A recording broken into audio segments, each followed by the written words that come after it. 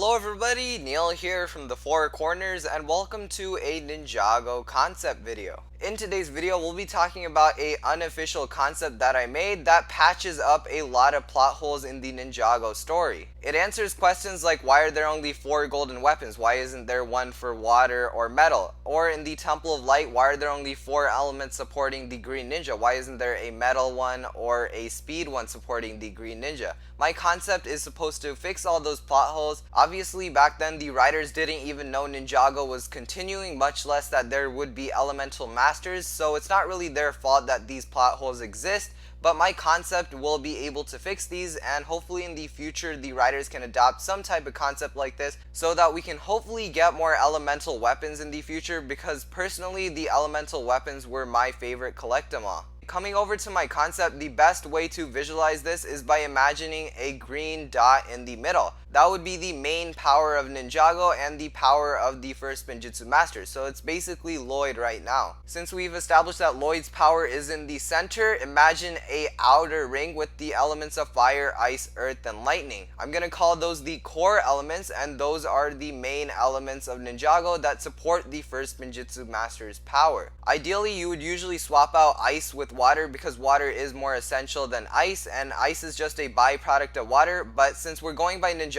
logic, ice is going to be a core element in this outer circle. So since the core elements and the main elements are so close to each other, they affect each other a lot every time something happens to them. Now that's not all for this concept. We also have a third circle going around the circle of the core elements, and I'm gonna call these the sub-elements. So in the sub-element circle, we would have elements like metal, water, air, and etc. And since these sub-elements are so far away from the main element, these aren't really given a lot of importance. So that's why there isn't any golden weapons for these elements or elemental blades for these elements. It also explains why Moro could access the power of air back in Season 5, because Lloyd's power and the element of air are so far away from each other.